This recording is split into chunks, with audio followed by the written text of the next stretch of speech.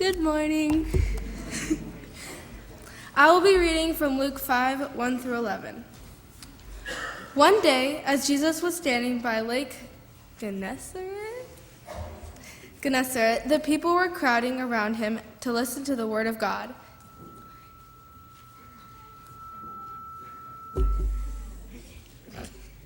He saw at the water's edge 2 boats left there by the fishermen, who were washing their nets. He got into one of the boats, the one belonging to Simon, and asked him to put out a little from the shore. Then he sat down and talked to the people from the boat. When he had finished speaking, he said to Simon, "Put out into the deep water and let down the nets for a catch." Simon answered, "Master, we've worked hard all night and haven't caught anything, but because you say so, I will let down the nets."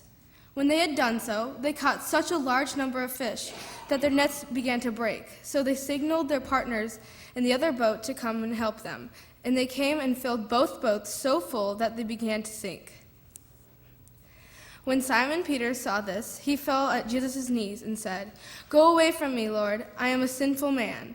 For he and all his companions were astonished at the catch of the fish they had taken.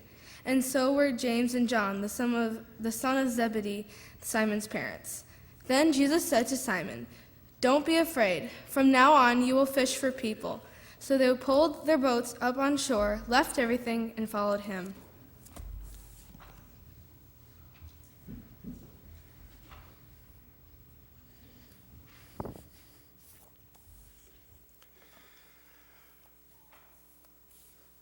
Good morning. Today we're going to be looking at how to hear God's call for our lives. How many of you have ever asked yourself that question? God, what do you want me to do? What am I supposed to do when I grow up? Anything similar to that? Anybody ask yourself that one? Okay. This is something that we ask kids, we ask youth, we ask young adults. What do you want to be when you grow up? This is a question that we wrestle with from a very young age, and we roll it around in our heads for the rest of our lives. We finally settle into a job because we need a job. We take it often looking for the next thing. And we continue to ask the questions of seeking God's will and what is God's call. Well, maybe we're listening some of the time. Okay, maybe it's only half-heartedly, right? We tell people that we're here while we wait to hear God's call for the next thing. I used to tell people that I wish there would just be this big neon sign that God would drop down in front of me with a big arrow that says, "Go this way." That would make life so much easier, wouldn't it? Now you can Google how to hear God's call. You get over 1 million hits in less than a second. They all have things like 11 ways, 4 steps, 7 ways, 6, 3 ways to hear God's call. They all have it broken down in a different way. Some of them, it's a step-by-step thing. But I want us to realize that it's not just a step-by-step process, but it's more of a relationship and a communication thing. Over the years, I've begun to realize that God's will and seeking God's call isn't maybe even actually that far off from being as obvious as the neon signs. Now maybe we're not going to see a neon sign, but God has given us some answers that we may just not have seen as answers that He's putting in front of us, or God giving us direction. Or maybe we didn't realize the answers were here all along because we were too focused on looking for other things, looking at the wrong things, or looking too far ahead. And hopefully as we work through this idea, we'll have a better understanding and be more confident in knowing what God's call is for our lives. So the first thing that we need to do when we're seeking God's call is to seek God first. There's even been many songs written on this. On the Matthew 6:33 passage, we're told very simply, seek His kingdom and His righteousness. Seek first His kingdom and His righteousness. This is the first thing we're called to do as we seek to know his calling for us. Seek him first. Seek God in all we do. God above sports, God above politics, God above friends, God above family, God above work, God above all. Seek him first. And you do that by once again getting into the Bible and studying the Scriptures. And as you study the Scriptures, you get to know God deeper and better. And as you get to know the heart of God in a deeper way, your heart too will develop more and fall in line more closely to his. And the more you come in line with the heart of God, the more the rest of it will fall into place. It will have an impact on who you are as an athlete, in your political decisions, in the way you relate to friends, in the way you're a husband, a wife, a father, mother, and a son or a daughter. And it will impact who you are at work. Aligning your heart with God's heart doesn't happen just by opening your Bible once or doing a quick Google search, although Google can be helpful sometimes. But you have to be careful what you're looking at there, because sometimes it's not. But it happens by seeking God first. Finding your call starts here. We're in a society that wants answers quick, wants things now, and tries to focus on this, on that, and the other thing all at the same time. And this pace is not good for slowing down and just spending time in relationship, prayer, conversation, and listening to God. Now, how we each do that and finding our rhythm can be hard, but it's well worth figuring that out. And I'm a victim of this well. I spend tons of time, and you might even say waste too much time, looking at sports pages, Twitter feeds, Facebook posts, and pictures on Instagram. Anybody else have plenty of time to do those things? Hands are a little more shy this time. Okay, Calvin, thank you. Appreciate it. And I find it hard sometimes to fit in my time with God. Why does God get put on the back burner so easily when the reward for spending time with him is so much more incredibly rewarding than those other things? It's important for us to be aware of this struggle so that we continue to work on it and not let it get the best of us. I've recently had a couple of things come my way that has really challenged me in this. There's a quote by Martin Luther where he says, "I have so much to do that I shall spend the first 3 hours in prayer." Now you might think, that's ridiculous. I don't have time to spend 3 hours in prayer. But then we can look at another call from Scripture, and it says, pray without ceasing. So maybe Martin Luther wasn't spending enough time in prayer. But I think what Martin Luther was trying to say in this was that in order to center his day on God, he had to get started right. And it started with spending time with God, praying, talking, listening, and having a conversation with him. I was also recently in a conversation with someone in this congregation, and they said that they wake up at 5 a.m. to get their day started with coffee and Jesus. I think that's awesome. And it's a challenge to me personally that if my day is so busy that I can't start it with God, then maybe I need to start my day a little bit earlier. And mornings are just one way to do it. For others of us, it might be ending our day with God. After a crazy, busy day, you can wind down and center your heart on God before you go to bed. And let your mind rest on the meditations of your heart with God instead of letting it continue to run on the stresses of the day. There isn't a right way to do this, but if we're really trying to seek God first, then we actually need to be actively seeking and getting to know him, and not just sitting back, flipping on Instagram, and calling it waiting and listening. If we're actively building that relationship, if we're not actively building that relationship, we're going to miss things that God has for us. Let's look at another element of hearing our call. This one's kind of fun, even a little bit exciting for me to think about, and I hope it is for you all as well. You only have to look as far as the things that you're passionate about. The things of life that you enjoy and give you energy. These are the avenues in which God can use you. God wants you to have fun following him. God doesn't want us to dread his call or dread being used for his purpose. So finding your call can be as simple as figuring out what you're good at and what you aren't, what you're passionate about and things that you care less about.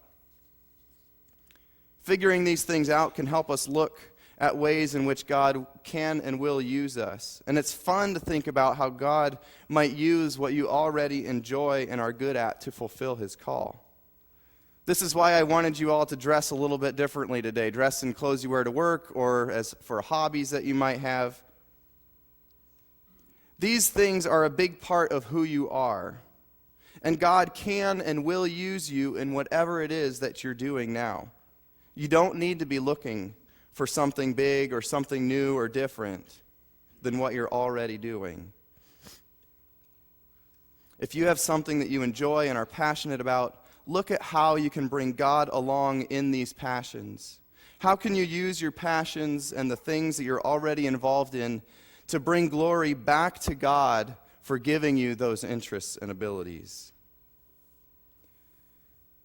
Now, this next thing that we're going to be talking about in hearing your call might not excite some of you very much, but I think it's an important part for us to consider.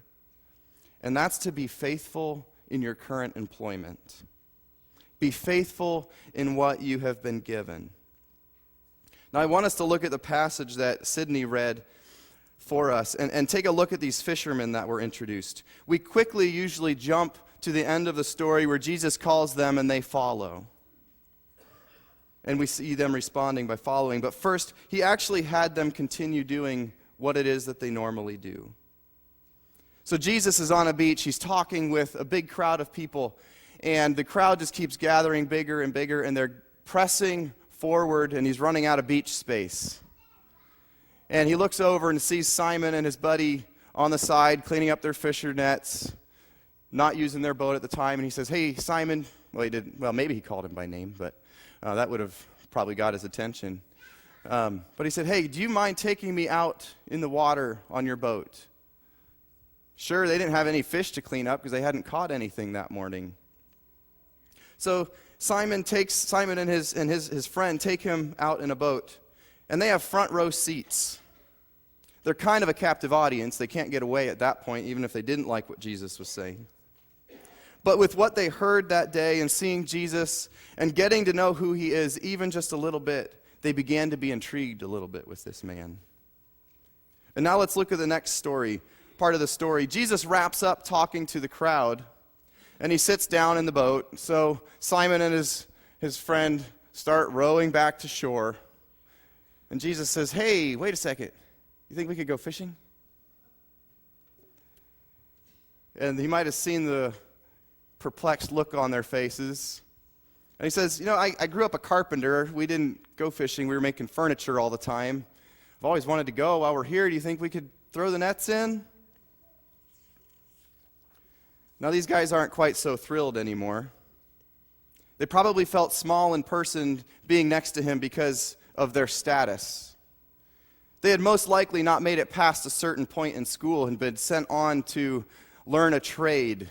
And for them, it was fishing. Instead of continuing on like the maybe ones that were a little bit smarter or more intelligent and got to stay in the churches and learn, and eventually they would have grown up to be religious leaders themselves. Jesus spent a lot of time in the temple. You might even be able to see Simon and his buddy clench their jaws a little bit at this request. But they also felt something different in this man, in the words that they had just heard. He spoke things in a different way, with a different element of truth and compassion that the other religious leaders didn't show. Now remember, they had already been out fishing in the prime part of the day, and they had caught nothing. Now I can imagine Jesus sensing their hesitancy as they're continuing to row at his request to stop. And he might say something like, "Hey, this seems like a good spot. No, really, this seems like a good spot. Just trust me. And it may have been a combination of what they heard earlier in those last 3 words. Just trust me. So they take their nets and they throw them out, not thinking they're going to catch anything. It's the middle of the day. It's hot. Willie, do fish bite as well in the middle of the day? No. Willie's dressed like a fisherman this morning. So they start pulling on their nets, and they start pulling in fish. Actually, more fish than they've ever caught before. They fill up their whole boat. They have to yell over to James and John, their fishing partners, and say, hey, get over here. We need your help. They fill up their boat. The boats are so full that they start to sink. This might actually be Peter's first act of faithfully following Jesus. They kept doing what they were doing and had known for most of their lives. Jesus used them where they were, even though they were tired, maybe even a bit resentful to keep working at it. And look at what Jesus does when they respond with his faithfulness. He rewards them with a huge catch. He took their everyday job, and on that day he used them in a different way, and in a way that they knew they had been out in the prime part of the day, and their skills weren't catching any fish. They knew that those nets were full of fish not because of anything that they did, but because of what Jesus did. After they faithfully kept fishing, Jesus presented them with a new opportunity, one which they couldn't leave out there. And after listening to the words that Jesus spoke from their boat and seeing how Jesus worked where they were at, they knew that this new opportunity would provide much greater rewards than a big catch of fish. And Jesus continued to walk with them and develop them and use them in ways they never would have imagined. And this group of fishermen became the basis of a new church and are some of the roots that dug in and founded the church that we're a part of today. So part of hearing God's call in our lives is being content where we're at. It may not always be fun where we're at, but when you are faithfully working where you are and working hard for your current employer, God will use you. He will present ways in which you can show others the power that a relationship with him can have. And those around you will take notice. James and John were still cleaning up their nets on the side. They hadn't heard what Jesus said. But Simon, because he faithfully acted, was able to bring James and John in on this story as well and share that with them.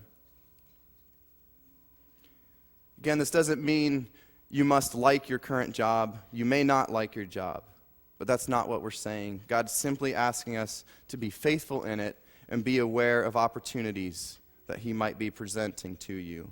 Work in a way that honors God and gives him praise. Now, I just said more opportunities will come, and that brings us to another part of hearing God's call, and that is looking for opportunities. Now, don't get me wrong. It's not just looking for a next job. It might be looking where grass might seem greener, because often that next job, it just seemed greener. It's just different grass. It's not really any better. And when we get caught looking for greener grass, we just keep moving from one pasture to the next, and the grass is just different. It's not any better.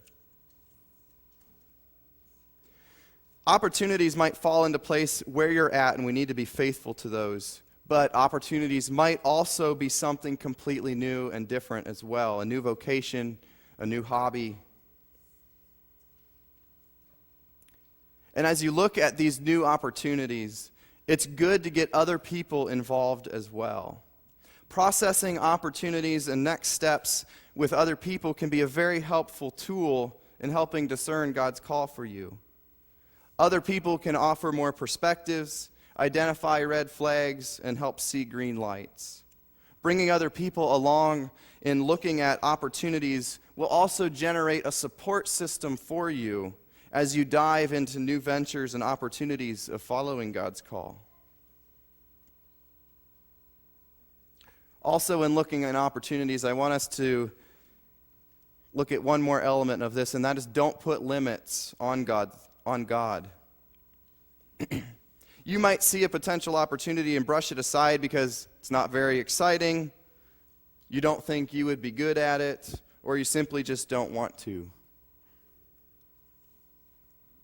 I've used all of these excuses for turning down opportunities at one time or another, and I'm going to share a little bit of my story with you, because I think when you look back at your story, you can see where God was at work, kind of like a roadmap along the way in your life, where when an opportunity is right in front of you, you might not be able to see what God is doing or what his purpose is in it.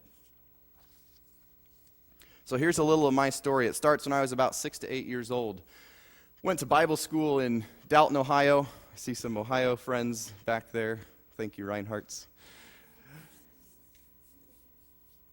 And after Bible school, we had evening Bible school. After Bible school, came home with my cousin. We're playing football in the backyard. And the speaker that day had talked about how you never say never to God. You never say that you'll never do something for God. And he used the examples of missionary and pastor. I told my cousin once we got home, I will never be a pastor. Missionary, I thought that might be okay because that was about traveling and stuff. That would be really cool. But I said I would never be a pastor. See, I had aspirations at that point to play professional football.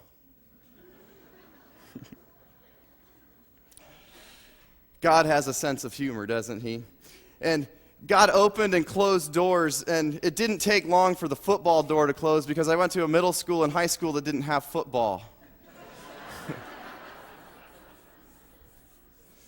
So I learned how to play soccer. And I was decent. Wasn't great, wasn't bad, I was decent. I was decent enough, though, that I got a little bit of a scholarship to help me go to Heston College. And through that scholarship, my dream of now becoming a professional soccer player began to develop. Okay, that didn't happen either. I didn't make it past Heston College, and we weren't very good. Soccer, though, was an opportunity, and in college, it gave me opportunities in game and out of game, with teammates on the field and off the field. And I had, in one game, I had what I call a Peter moment. It was my sophomore year. We had had a rough year. It was frustrating. My freshman year, we had knocked off a top 25 team in the country team. We were pretty good. My sophomore year, we were undefeated, but the opposite way. Okay, we were bad. And so this year was really frustrating. We were playing Wichita State University. Yes, the really big school, Wichita State University, Little Heston College, right? Wichita State University didn't actually have a soccer team, they just had a club team. And we were still losing. I was frustrated, and I began to take my frustrations out on another player that we were in the same part of the field a lot of the game. And I won't get into the dirty way that I played, but I wasn't kind. And he wasn't kind back. And at one point he turned at me and said, "Wow, you really aren't showing Jesus very well for going to a Christian school." He was wearing one of those WWJD bracelets. What would Jesus do? And I shot back at him and I said, "It's just a school I go to play soccer. I'm not the one wearing the bracelet."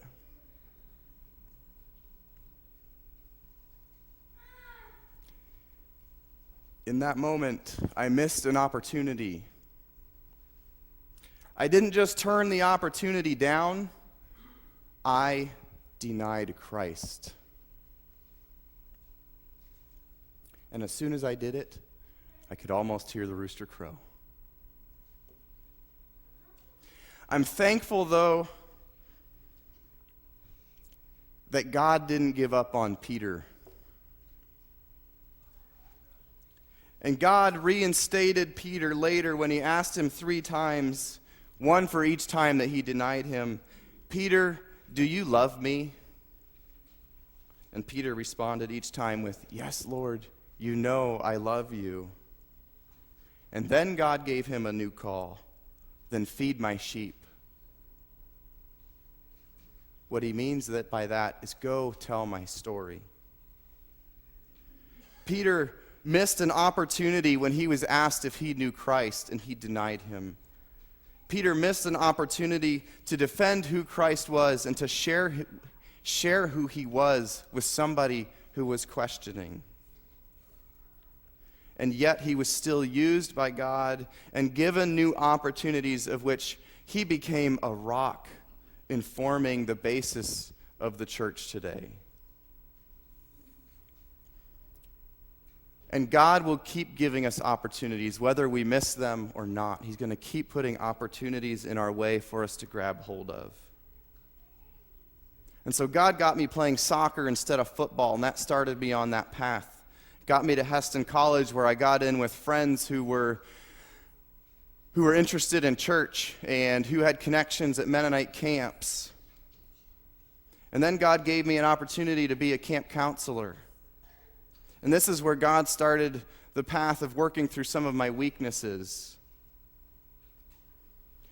My first summer, I was a camp counselor at Amigo. My second summer, I was a summer program director, and I began to have experiences in leading other people and program development. A few years ago by, and because of those opportunities, it helped me get my foot in the door at Amigo, and I became the year-round youth ministries director, where I began to have experiences and developed new skills in program development.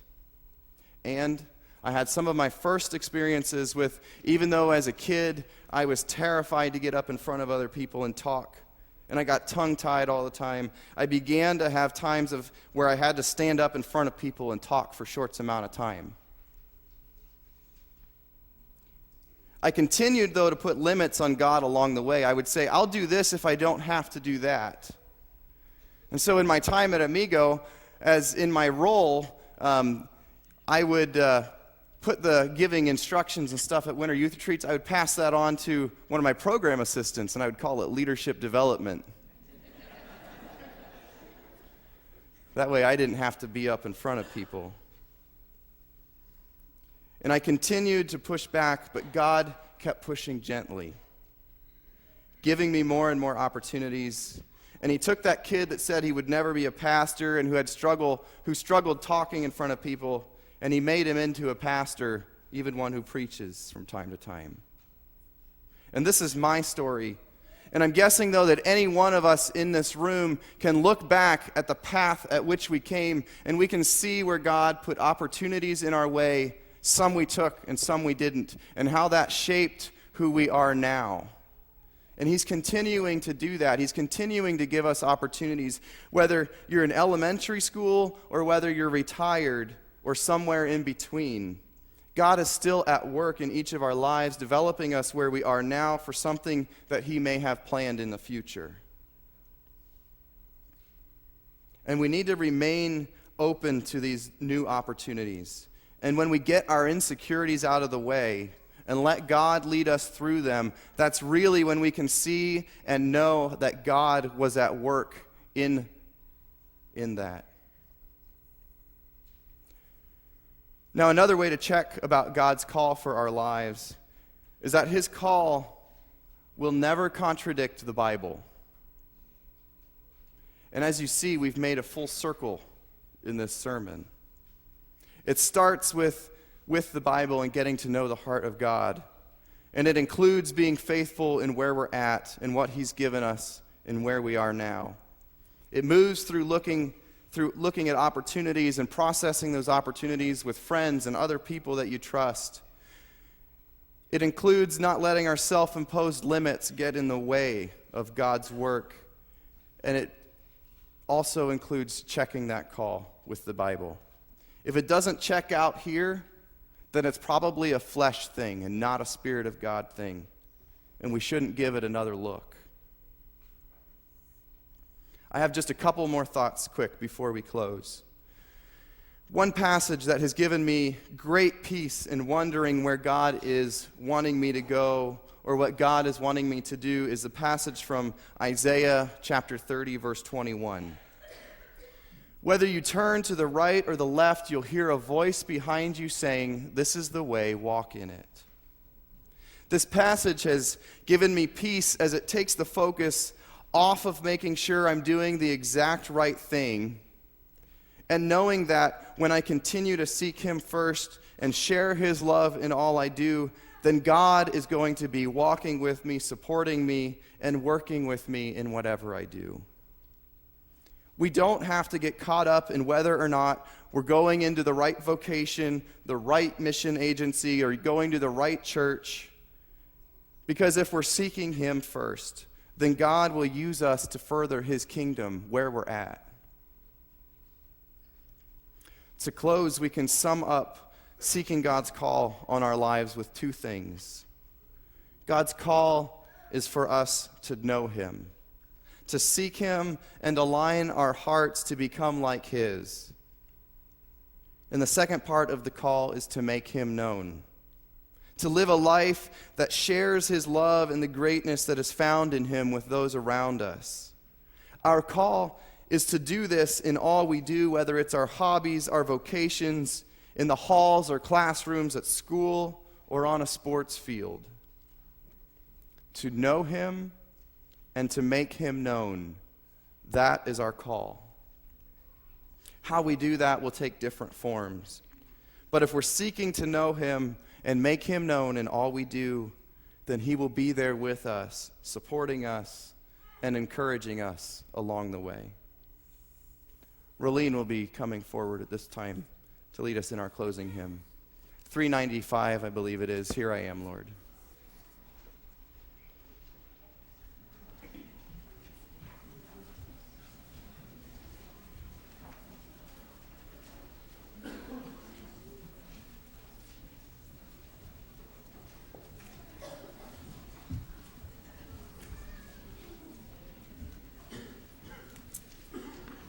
Will you stand, please? 395. 395.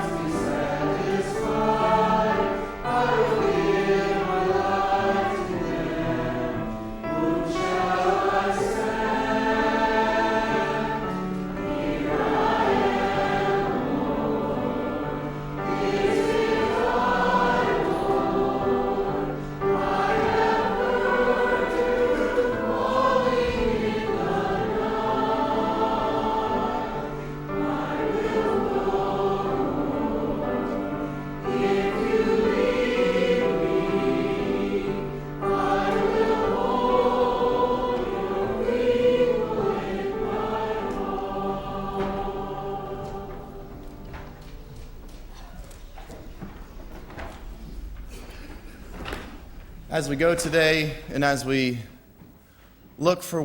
continue to look for where God can lead us, it starts with seeking God first, to know Him. And then it goes beyond there to wherever you can imagine and beyond, wherever you can go to make Him known. Amen.